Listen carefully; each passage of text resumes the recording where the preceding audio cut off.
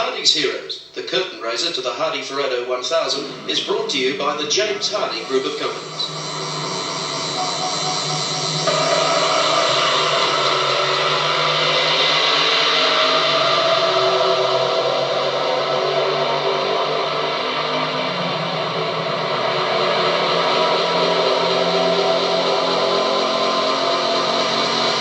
Welcome to Bathurst for the highlight of this year's practice for the Hardie-Ferodo 1000. For the first time, the 10 fastest cars will find out the grid positions, Indianapolis style.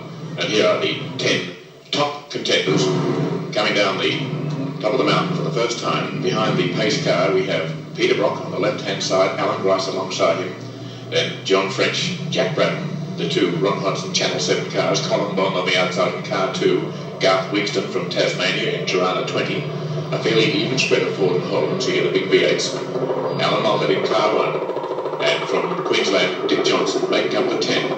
In practice earlier today, we did have Charlie O'Brien in the second of the Holden Dealer team cars, fourth fastest, but he crashed after doing it, didn't make the top 10, and that led Grice on the right-hand side, who was 11th fastest, up into these top 10 contenders.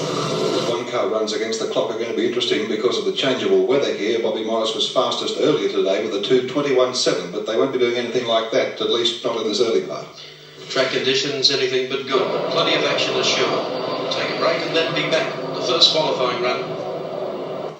The cars lined up. It's Grice and Leffler, Muir and Brabham, French and Brown from Tasmania, Wigston and Negus, Bell and Questa, the overseas drivers, Johnson and Shipman in their blue Falcon, Bond and Gibson, Brock and Richards, X, Moffat inside the car, Morris and Fitzpatrick. They're the top 10. They'll draw for starting positions. That's the scene on pit straight as the cars line up, waiting to draw for their positions. Allan Moffat sits in the car, co-driver Jackie X standing outside.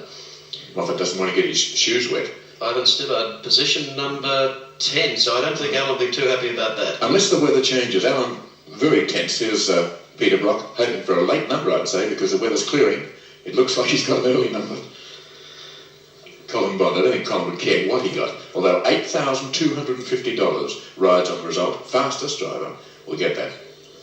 Well, Colin seems happy. Well, Allan Grice got the number 1 marble and he's first away.